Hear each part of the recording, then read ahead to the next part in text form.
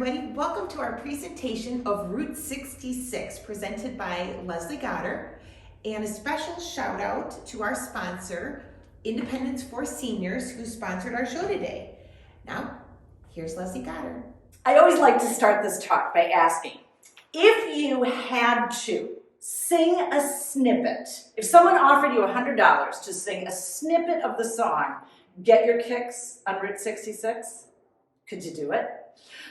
I'm willing to bet that a lot of people listening right now could probably sing at least a line from it. That song, Get Your Kicks on Route 66, is one of the most popular songs in the American song canon, and it's only one of the ways that we remember this road. Route 66 has been the name of the setting for the famous 2006 Disney movie, Cars. It was a popular television show in the early 1960s. It's been called the Mother Road, America's Main Street. For a lot of Americans, it defined the American road trip. But the question I have is, why? Why has this highway, more than any other American highway, become so immortalized? So what I want to do today is explore the history of Route 66 with this question of why do people love it so much in mind? So let's start with a quiz question. You ready? You can answer it in your mind. True or false? Route 66 was the first long-distance highway in the United States. What do you think? Got your answer? The answer is false. The image you're seeing here is the Lincoln Highway. That was the famous highway that goes from New York to San Francisco. That predates Route 66 by about a decade. And there are others, the Dixie Highway that goes north-south from Canada down to Miami.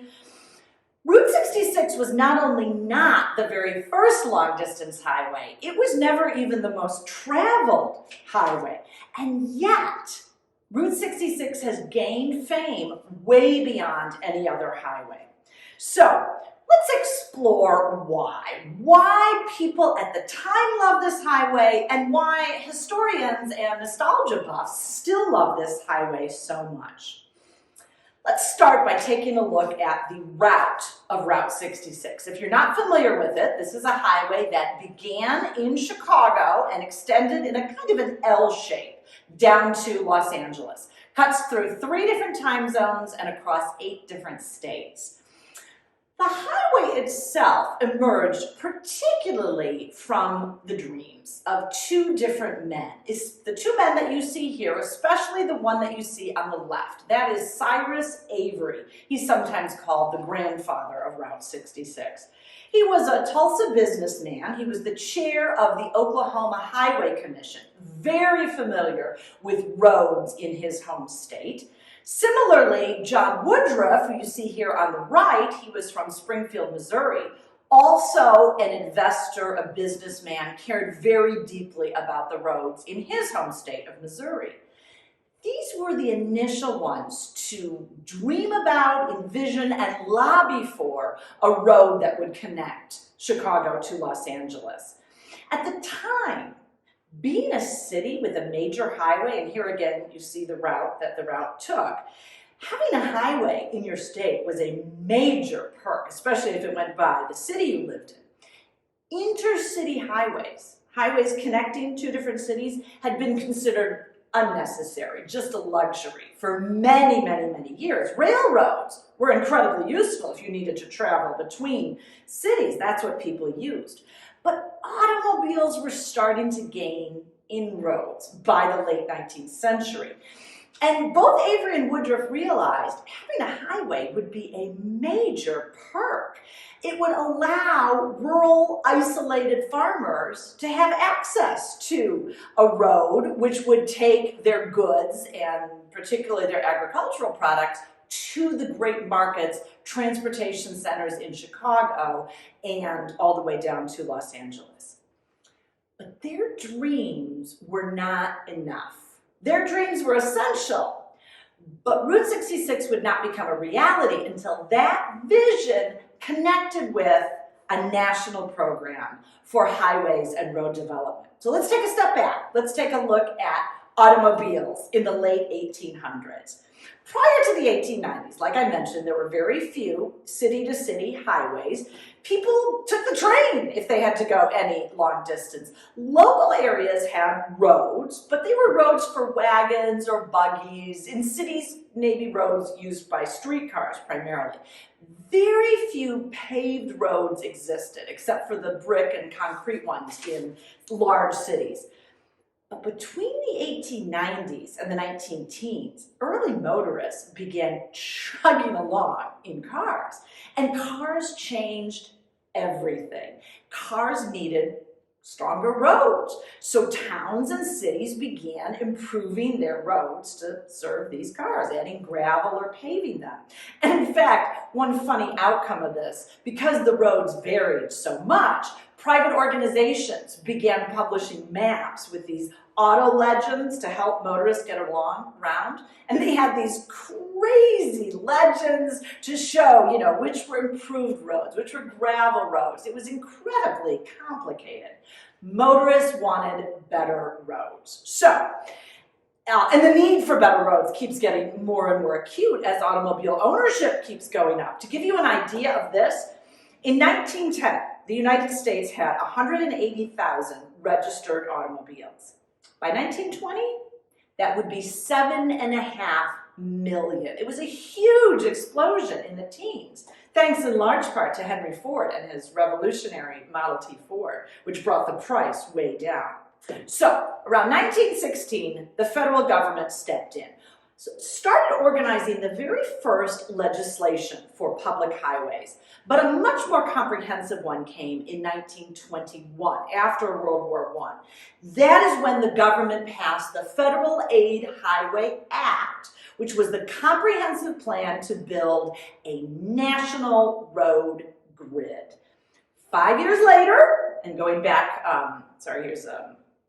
going back to this whole idea of the need for better roads, 5 years later, as the Bureau of Public Roads starts putting in place the nation's first federal highway system, a federal highway linking Chicago to Los Angeles was given the designation of US Highway 66. Originally, they had wanted to have US Highway 60, but that was a concern because roads that ended in 0, which went east-west, were supposedly going all the way from the East Coast to the West Coast. Some politicians, especially the governor of Kentucky, protested wildly that they wanted any highway designated 60 to go through their state. So Avery backed down. The number 66 was available. It was catchy. It ended in an even number, which would indicate it went east-west. And so they decided that this road would be US Highway 66. Now, when it got the designation and was officially commissioned in 1926, what Highway 66 really was just a cobbling together of existing roads, some state roads, some local roads, some national roads. Many of them at the time were unpaved. Oklahoma had very few paved roads at the time. But all of this cobbling together turned out to be a real benefit. And that's because many of these roads followed old Indian trails, or sometimes old government wagon routes. For example, in Illinois, a lot of the route close to the city of Chicago followed the route traveled by Marquette and Joliet. When you get into Missouri, a lot of it followed the old Osage Indian Trail. And when you get to the American Southwest, much of what would become Highway 66 was laid out as a wagon path. It was set up by Lieutenant Edward Fitzgerald Beale as a military road. This was set up in 1857, mostly following the 35th parallel. So it went from Fort Smith, Arkansas, all the way to Los Angeles. This became a vital military road, and it laid out much of the path that Route 66 would later take. All of which is to say, Route 66 meandered. Because it followed paths often laid out by Indians, often paths that had originally been blazed by wildlife, it traveled with the landscape. This made it different from today's interstates and even other highways like the Lincoln Highway and the Dixie Highway. Those highways travel linear. They dominate the landscape. Route 66 much more moves with the landscape. Not to mention, it crossed over flat prairie lands. Much of it crosses the Midwestern prairie lands. And when you get into the Southwest, it travels in a region much more temperate in climate than a lot of the more northerly highways. You could drive Route 66 year-round. This is why Route 66 initially became so popular with travelers and especially with truckers. It was year-round in its accessibility. In fact, even as late as the 50s and 60s, maps of Route 66 would say it was the shortest, fastest, year-round best. That's really the first significant reason why Route 66 became so beloved. But that's not necessarily the reason people who are nostalgia buffs love it today. Let's take a look at what happens once you have Route 66 established. Now, like I mentioned, a lot of these roads were pre-existing, and a lot of them had businesses on them already. As soon as the highway is in place, those businesses start flourishing. Let me give you a really good example. See if you recognize the interior of this restaurant. It might look familiar if you know Chicago. This is the interior of Lou Mitchell's Diner on Jackson. Route 66 initially began at the intersection of Jackson and Michigan Avenue. Largely chosen, Jackson was, because it did not have streetcars, so it was much more appealing for automobile traffic. And originally Jackson went in two directions. Today it only goes one way. Lou Mitchell's Diner opened in 1923 on the north side of Jackson. The photograph you're seeing here is actually of the rebuilt Lou Mitchell's on the south side. That opened in 1949. It looks almost the same today on the south side of the street. But it's an important reminder that a lot of the diners and gas stations and lodgings along Route 66 were pre-existing and family-owned and operated. For example, if you look at the exterior of Lou Mitchell's and that great sign, all that neon and all that sleek aluminum there, you can tell this is a building from the heyday of Route 66. But for my purposes, what's really significant here is that this is an excellent example of how Route 66 provided a living for many small entrepreneurs who ran businesses serving travelers along this highway. And it wasn't just existing businesses. As soon as US Highway 66 opened, new businesses started opening to serve all of these travelers. This is a really good example. This is Ambler's Texaco Station, opened in 1933 in Dwight, Illinois. It's built in the cottage style. Do you see how it kind of looks like a house? That was to help it fit in with nearby residential neighborhoods. Oil companies were consciously making early gas stations look home-like and inviting, as well as inconspicuous in residential areas. Many gas stations started out as these simple house-like structures with a pump or two out front. This particular station operated as a gas station for 66 years. The village of Dwight has actually acquired it and restored it to its original appearance in the 30s. When you look at the oldest businesses on Route 66, they're often like this: low capital, mom and pop businesses. The legacy of Route 66 is a legacy of family businesses, not corporate franchises. And entrepreneurs had much more flexibility to shift functions when needed. Which brings me to my next reason why historians and nostalgia buffs love Route 66. Let me give you a really good example. See if this looks familiar. This is the landmark Chicken Basket restaurant.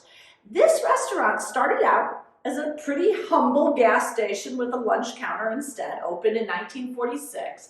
Very typical of the kind of mix and match functions of early Route 66 businesses. And the architecture, also very typical of that kind of no-nonsense, utilitarian, commercial style of architecture, which was very apparent in the immediate post-war era. Legend has it that two local women approached the owner of the chicken basket, Irv Kolarik, offering him their fabulous recipe for fried chicken if he would buy all of his chickens from them. And he agreed. It was a big hit. Business flooded in, a bus station opened there, which brought in a lot of business to the restaurants. Unfortunately, by the early 60s, the construction of Interstate 55 left the chicken basket no longer right on Highway 66, but on an adjacent frontage road, and business plummeted. A savvy businessman named Delbert Ray, he and his wife bought the chicken basket for a song in 1963, and they brought back the restaurant by emphasizing its really good fried chicken. And you can see, to this day, the restaurant has its early 1960s appearance. That fabulous neon sign was restored in 2017. Many of the iconic Route 66 establishments evolved in this kind of piecemeal fashion to serve the changing needs of travelers on this highway. Here's another great example. When Route 66 began, motels were unknown. If you were in a city, sure, you could rent a hotel room, but out in the country, you either camped by the side of the road or you might rent a cottage in a tourist court. In fact, auto camps started to emerge as people who owned land along the highway started roping off areas where people could set up a tent, or if you're very lucky like this family, you could actually have a camper in your Model T Ford. Over time, tourist courts started to predominate. Do you remember when there were these tourist courts where you could rent a little cottage or cabin for the night, which meant you didn't have to carry a tent with you anymore? These, sometimes called tourist courts or motor courts, eventually evolved into the motel. Here's a really good example. The Wagon Wheel Motel in Cuba, Missouri. It's kind of an in-between point. This was built in 1936 as a mom and pop food, fuel, and restaurant establishment. It actually has individual buildings, sort of like cottages, but there are 4 different rooms per cottage. If you stayed there in 1939, you want to know what the rates were? $2.50 to $3 for 2 people to stay overnight. The design of the buildings, and this is still in operation today, it sometimes claims to be the longest continuously operating motel on Route 66. It's a really good example of roadside architecture in the era before national chains. Buildings then were highly individual and often local. The Wagon Wheel buildings are actually built from local sandstone, put into grout, in a style that's come to be called giraffe rock, because it kind of resembles the look of a giraffe. Very often used in buildings in the Missouri Ozark region in the 30s. The concept of a motel, meaning sleeping units under one roof, all of them connected, evolved gradually, although by the 1950s it was the predominant way that motorists spent the night. If you can see, if you look carefully towards the left of this image, you can probably see that early motels often had garages next to each sleeping unit, so you could pull your car right in and unload into your sleeping room. These were mostly later converted to additional sleeping units, but once in a while, you can still find them. Here's a good example. At the Blue Swallow Motel in Tucumcari, New Mexico, this motel began operating in 1940 with sleeping units and attached garages. Those garages still exist. The Blue Swallow is actually a really good example of how travel was different in the days of independent proprietors. The Blue Swallow was run for many, many years by a woman named Lillian Redman and her husband. Lillian I mentioned because she was a former Harvey girl. Do you remember the famous Fred Harvey restaurants and that great Judy Garland movie? Well, Lillian Redmond was given the Blue Swallow as an engagement present in 1958, and she ran it for many, many decades. She later reminisced about how she and her husband would sometimes accept personal belongings from travelers if they didn't have the cash to pay for a motel room. That's the kind of thing you'll rarely see with modern motels. The Redmonds also added that fabulous neon sign. Here's what it looks like lit up at night. It is now the most famous sign on Route 66 with that wonderful glowing blue swallow. That was put up in 1960. We tend to love big, colorful neon signs on Route 66 because the highway was at its peak in the era when big neon signs were at their peak. But I think it's important to remember, these also served a really important function for independent businesses. They attracted customers and let customers know what amenities were available, like in this particular case, 100% refrigerated air and television. Today, we tend to look for the signs of our favorite chain motel. Neon signs were important when motels were independent. And many of these neon signs have survived on Route 66 and been maintained, and that's why they're particularly beloved. Like, for example, this one, this is for the Munger Moss Motel. You can better believe that the lights on that arrow moved. Don't you love those? The Wagon Wheel Motel with its sort of moving wheel neon sign, that was put up around 1947. Here's a sign for the Tropics Dining Room. This is in Lincoln, Illinois. The restaurant itself closed after traffic shifted over to Interstate 55, which is several miles away. But the sign was saved, and they did a beautiful restoration job on it. So today, it's become a popular landmark simply for tourists who love Route 66. This motel, the Luna Lodge, this is not a great image of it, but the Luna Lodge was built in 1949 and looks almost the same today. Here's an image of it from the 1980s. It's one of the best examples of a largely unchanged motel on Route 66 in New Mexico. To give you an idea of just how heavily traveled this highway was, at the peak of Route 66 in 1955, the stretch of that highway that goes through Albuquerque had 98 motels. That's Albuquerque alone. And in Tucumcari, New Mexico, they used to advertise on billboards that they were the city with 2,000 motel rooms. Tiny little Tucumcari, New Mexico. It was not that tiny, but tinier than Albuquerque. And this actually raises an important point. When we look at Highway 66, as much as we get nostalgic about it, I think we also have to remember this was not a highway outside the broader aspects of American culture. African Americans, during the heyday of Route 66, were absolutely banned from many of the motels and restaurants and other businesses on the highway. Black travelers relied on the Negro Motorist Green Book. This was a series of guidebooks. You might be familiar if you saw the movie Green Book from a couple of years ago. The series was started in 1936 by a New Yorker, a guy by the name of Victor H. Green, hence the name Green Book. This was a travel guide that featured places to stay overnight, to eat, to go shopping that were friendly to African American motorists. According to this particular page from one of the Green Books, of all those motel rooms in Tucumcari, only 3 places welcomed Black travelers. It took courage to be listed in the Green Book because these were business owners providing food and shelter and services while taking a stand against racial segregation. Well, if Route 66 is interesting to historians and nostalgia buffs because about how traveler services evolved, it was also the road itself that evolved. Route 66 changed often.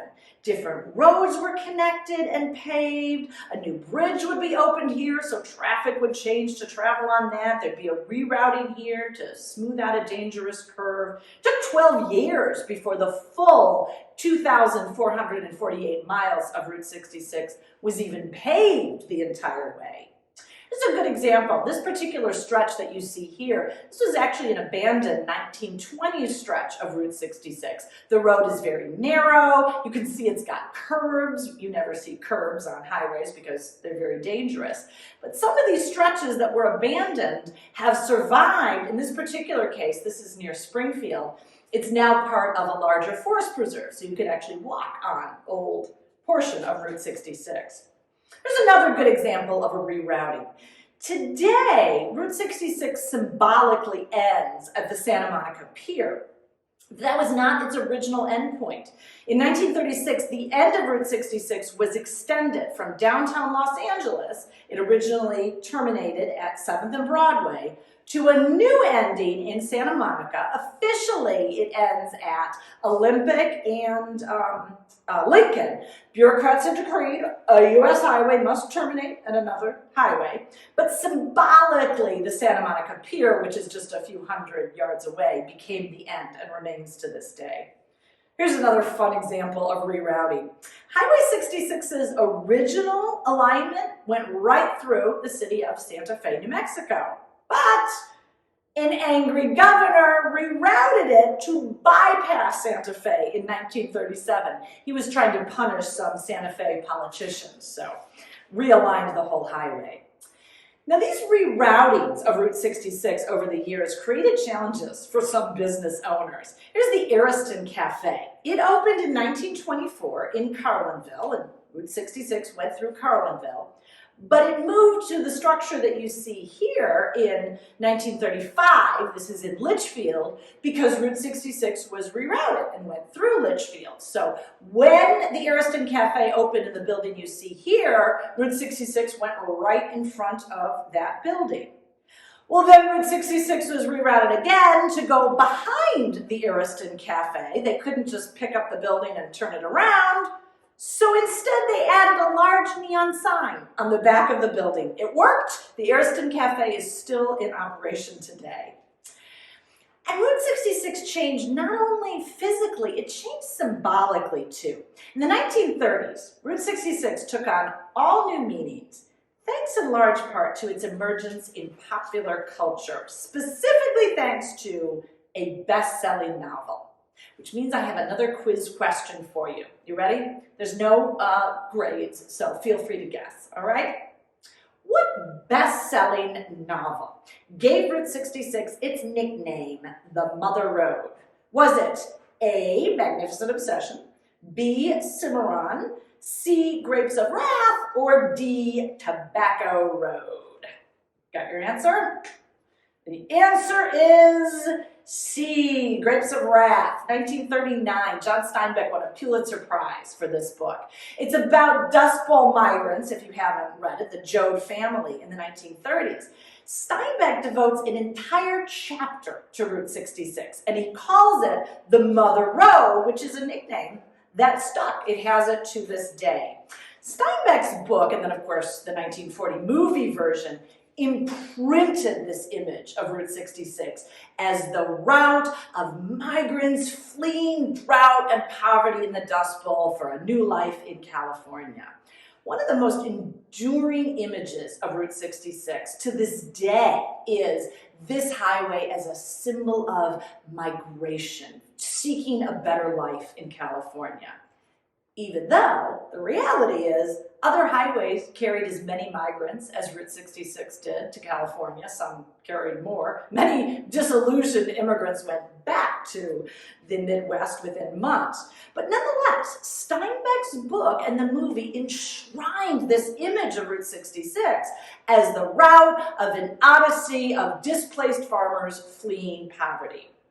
Less well remembered is how all that migration of destitute people produced an increased volume of business on Route 66 and kept a lot of those businesses in operation in the Great Depression.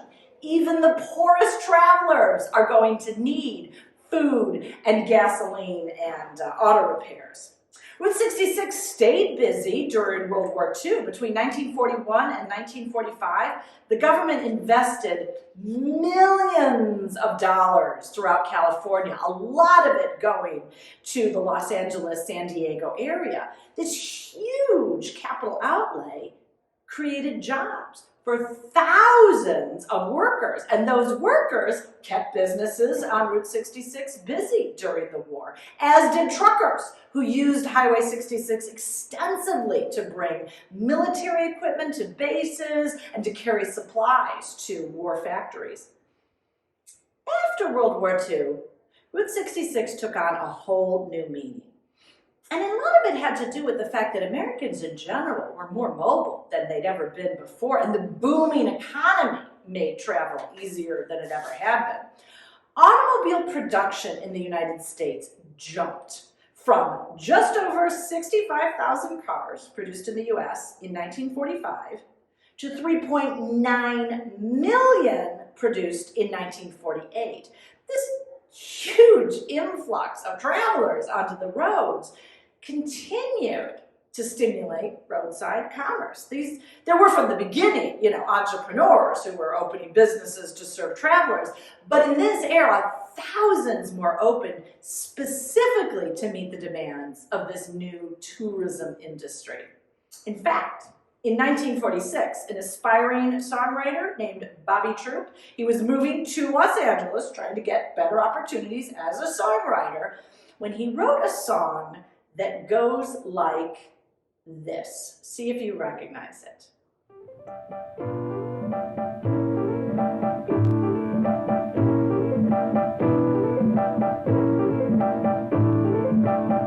If you ever plan to motor west, travel my way, take the highway, that's the best. Get your kicks on Route 66. We shouldn't turn off Nat King Cole. Nat King Cole made the song Get Your Kicks on Route 66 a massive hit in 1946. And it's been recorded since then by many, many people. Some people think Chuck Berry's version is better than Nat King Cole's. It's been recorded by the Rolling Stones and Depeche Mode and Manhattan Transfer. John Mayer recorded it for the movie Cars. I'm not even mentioning Perry Como and Tom Petty. Fun trivia. Prior to this song, most people referred to the road as US Highway 66. After this song, everyone seemed to call it Route 66. But for my purposes, what matters is that upbeat tempo and the kind of map-like lyrics, they really capture what the highway came to symbolize in this era, which is independence and freedom, traveling the open road for vacation and tourism and the sheer pleasure of it. Let me play another song, see if you recognize what this tune is from.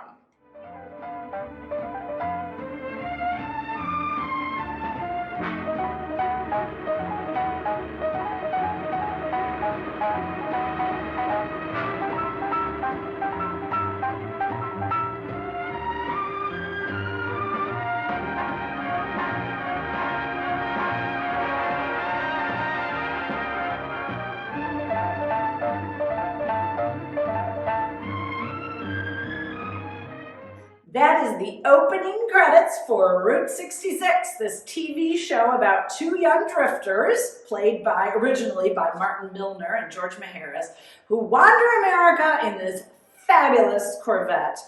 It aired from 1960 to 1964. Now, actually, of the show's 116 episodes, only 2 were actually filmed on Route 66. But I think that's actually important because the name Route 66 was chosen not because that's what the show was about, but because of what the name symbolized. Route 66 had become a symbol of freedom and adventure and the open road. But Route 66 in its heyday wasn't just about what it symbolized. It was also hugely popular with tourists because it was a great road to take a vacation on. The Petrified Forest National Park, which has one of the world's largest and really most colorful concentrations of petrified wood, a portion of Route 66 is actually encompassed by the park to this day. In Staunton, Missouri is the 7-foot-tall Merrimack Caverns. Lester Dill, who owned Merrimack Caverns in the 1930s, he built this business by constructing a road from the caverns all the way to Route 66. And then put up advertisements on barn roofs and the sides of barns in 14 different states advertising his cavern. Some of these are actually being restored today because they're beloved. He even advertised it as the world's first drive-in cave. Merrimack Caverns is still popular. It still feels like a good old-fashioned roadside attraction. But Route 66 wasn't just going through natural wonders. It also crossed parts of the American Southwest that had been attractions for decades. You know, the Santa Fe railroads had been bringing wealthy tourists to the Southwest for decades to, get a peek at these exotic Native American and Hispanic cultures. A lot of early Indian trading posts had opened as souvenir shops for railroad tourists. But then they pivoted to serve motorists when Highway 66 opened, offering things like, as you see here, gross and gas and a complete grease job, along with authentic Native American rugs and jewelry. After the war, Western movies and TV shows, Americans were fascinated by Native cultures. And Route 66 gave everyday tourists access to once inaccessible tribal areas. Dozens of these small Indian trading posts lined Route 66, many of them selling authentic Native American weaving and silverwork. Although not all of the attractions on Route 66 were genuine. This is the Rattlesnake Trading Post near Blue Water, New Mexico. It advertised having the world's largest rattlesnakes, which might or might not have been true, but it also encouraged visitors to come see the giant 7-foot-long prehistoric reptile, which was entirely fake. It was made out of cow plaster and bones. Some tourist traps actually blurred the line between service and roadside attraction. Frank Redford came up with this design for his wigwam motels in the 1930s. These are individual motel rooms, like those little cabins, built out of concrete and steel. You might notice they're actually not in the shape of wigwams, they're in the shape of teepees. Apparently, Redford didn't like the name teepee, so he used wigwam instead. At one point, there were 7 wigwam motels across the United States. Many of them have shut, but the one you see here, which is in Holbrook, Arizona, is still in operation right on Highway 66. So you've got Native American cultures and Hispanic cultures drawing tourists, as well as Native Americans. But if there were no naturally existing attractions nearby, entrepreneurs were happy to invent their own, which made Route 66 really a real slice of Americana. Here's the Catoosa Blue Whale. This was built by Hugh Davis, a former director of the Tulsa Zoo. He and his wife had a tiny little roadside children's zoo in the 1960s. Over the years, he dug out swimming holes, and then he added this fabulous giant blue whale sculpture with water slides, and at one point there was a blowhole fountain. This sculpture and the zoo itself closed in the 1980s and was abandoned for a while. It's been restored, and today it's one of the most popular landmarks on Route 66. There are also these giant fiberglass statues called muffler men, once common all over the U.S. The one you see here was originally purchased for a hot dog shop in Cicero, Illinois. When the hot dog shop closed, the statue was auctioned off. It was bought by Atlanta, Illinois. So what you see here is actually the statue just hanging out on the sidewalk in Atlanta.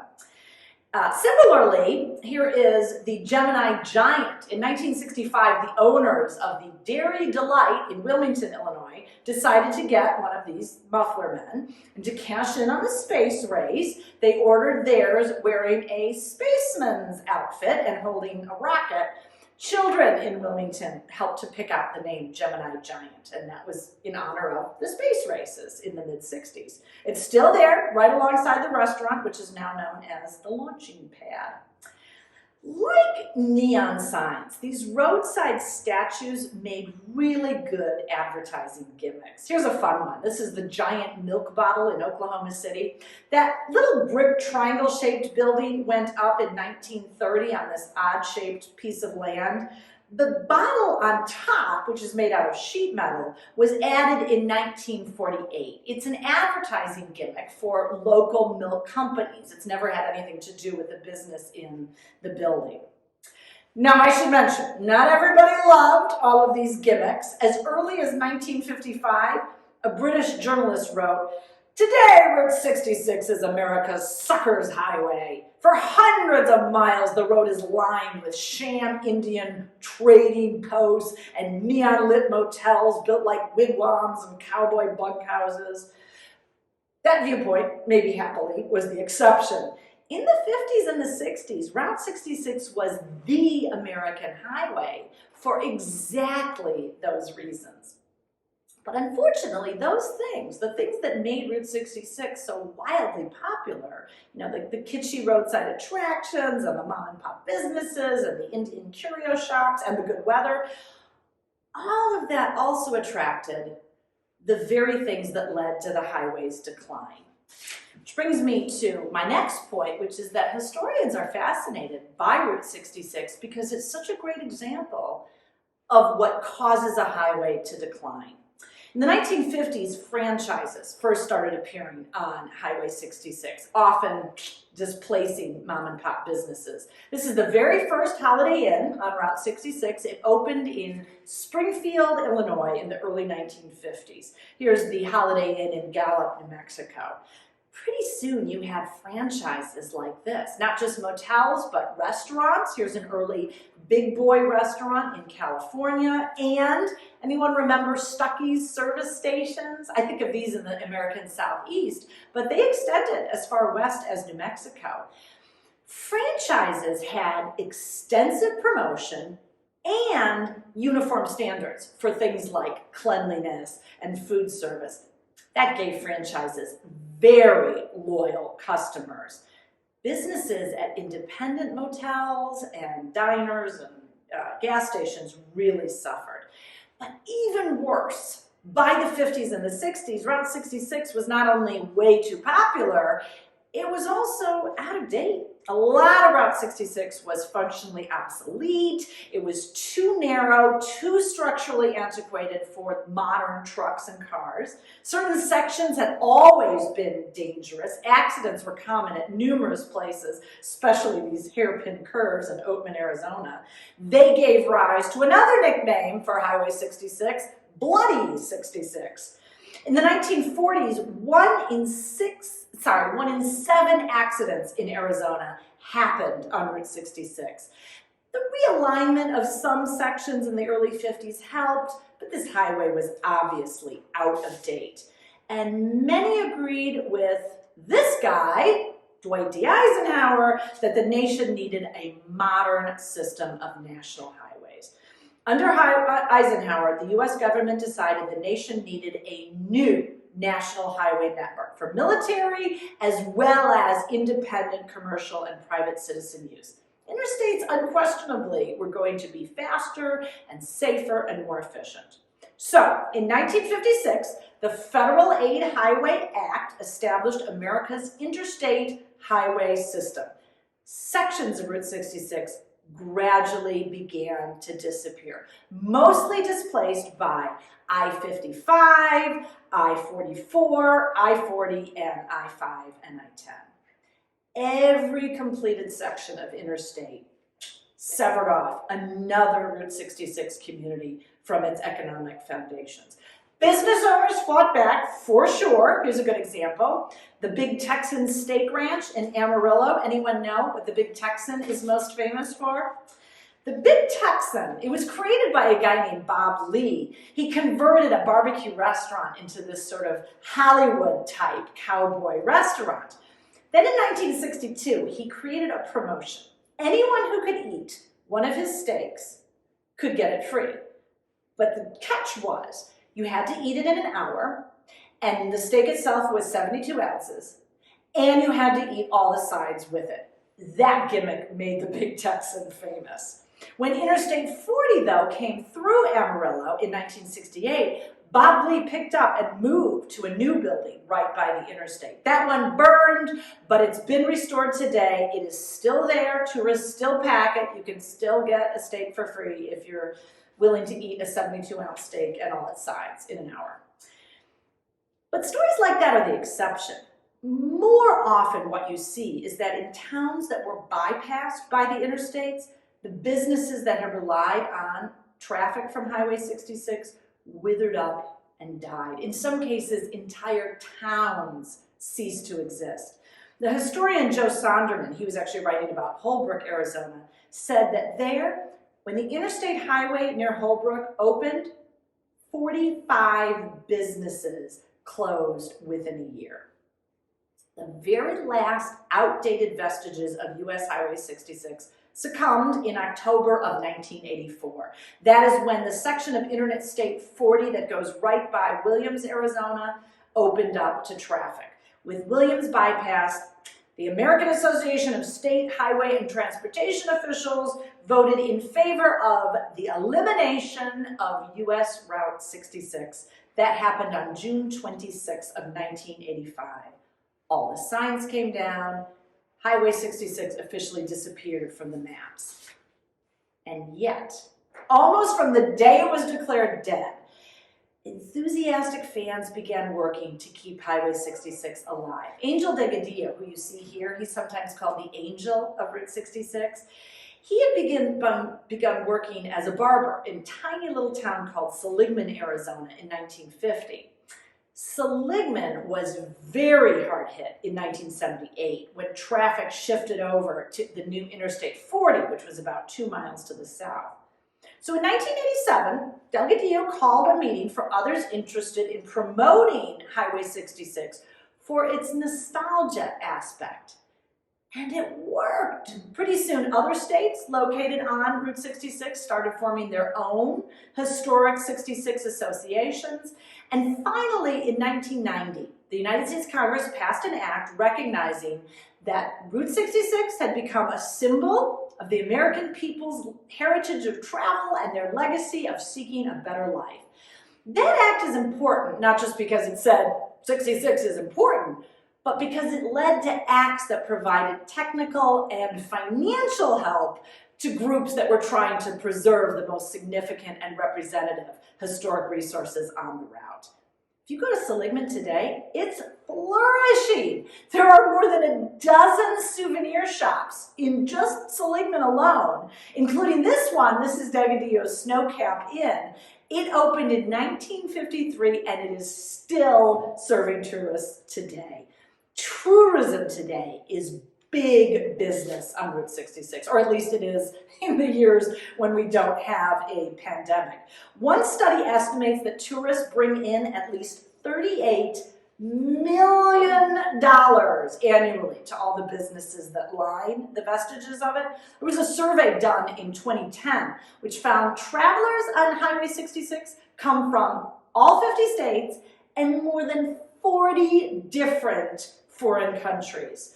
In fact, if you travel it, you'll see people coming from Norway and Finland and Germany. A lot of those countries actually have Highway 66 fan associations.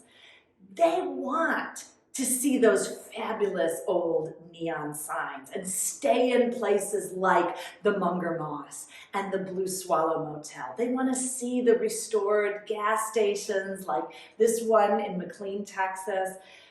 But mostly, they want to drive the road. You can travel Route 66 in an organized trip, again, in non-pandemic years. You can get on a motor coach and travel in air conditioning. You can go in a motorcycle caravan. You can drive your own car if you want. About 2,000 of Route 66's original 2,448 miles are still approachable, if not always drivable. Mostly what people want to see when they experience Route 66 are reminders of this highway as the embodiment of freedom and adventure on the open road, that something that feels quintessentially American that Route 66 really captures. Thank you all so much. Well, I'd like to thank Leslie for coming out today. It was wonderful to hear about Route 66. And as soon as this pandemic is over, I say, why not let us get on a bus and go check out Route 66? It should be fun. It'd be a great adventure for us. I'd like to thank again Independence for Senior for sponsoring, and everybody stay safe and happy and healthy this new year. Hi, my name is Jim Pakanowski. I'm the director for the Burr Ridge Park District, and one of my responsibilities for the district is to plan, design, and construction manage our playground improvement program. Now, we just so happen to have an extremely relevant project coming up where we're going to be doing a Route 66 themed play circuit. The route goes through 8 states, so we've selected an iconic roadside attraction from each state that we're going to replicate in a manner of play that's somehow as fun and as exciting as all the other elements that we have in Harvester Park. So without further ado, I'm going to take you through those 8 states and show you the attractions that we're going to be featuring and in what manner we're going to be doing so. So as we all know, Route 66 started in Chicago, and although the Willis Tower was not around when Route 66 started, that's the iconic Chicago feature that we are going to be creating into a play circuit. So what you are about to see are some sketches that nobody else has seen as we're seeking professional design proposals, but this is a rendering of the Sears Tower that we're going to be building. I'm sorry, Willis Tower, or who knows what it's going to be called by the time we get there. There's going to be climbing going on the inside of it. You're also going to see a shot of the basement where we're going to be decking that out with all kinds of electrical circuit panels and different things to pull, grab, and play with down there. So when people come into the park, the first thing they're going to see is the Willis Tower hovering about 35 feet over the playground floor. Now the next state is Missouri, and in Missouri we've decided to utilize Merrimack Caverns as our features.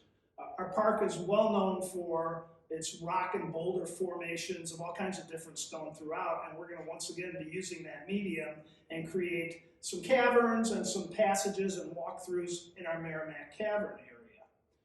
Kansas, as you might know, has the shortest length of Route 66 running through it, but urban myth or truth, haven't been able to 100% determine it, but the inspiration and design of Tow Mater from Cars is supposedly based on a mining truck that worked in Cherokee County, Kansas. So we are actually going to be putting in the park a real front end of a 55 Chevrolet Task Force truck, all rusty and gnarly, and adorn it with Tow Mater's face, kind of park art, something to park one south end on, or the kids can hop up on it, and that's going to be really unique and we think very well received. In Oklahoma, we're going to be featuring the blue whale of Catoosa, and the diagram that you're looking at now is probably the leading candidate of what we're going to do. We're looking at maybe a fiberglass tunnel as part of a facsimile replica for part. It's hard to build an 80-foot whale that's that tall, but that's going to be our element, and you get a sneak peek at one of the concepts that we're considering. In Texas, the iconic Cadillac Ranch, and you're going to see an image of fiberglass benches that we are going to be having manufactured and placed in the circuit to give the feel of the Cadillac Ranch in Texas.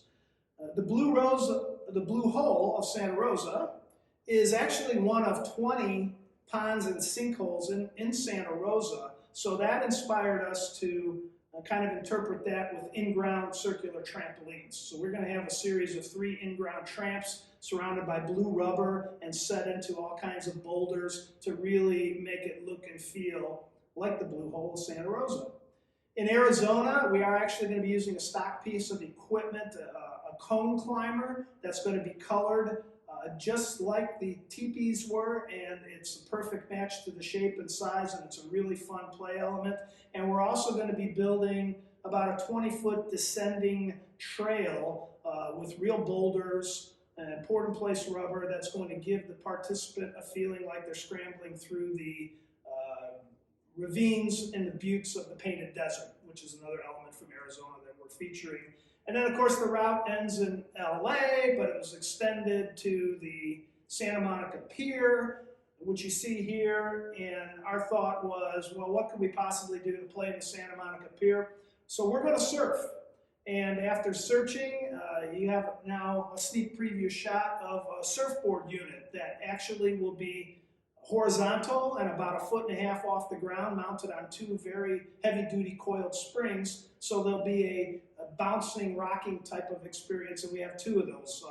And me and my park planners, we've not seen this particular unit anywhere, so it really is going to be a unique, as is all the other elements in the playground.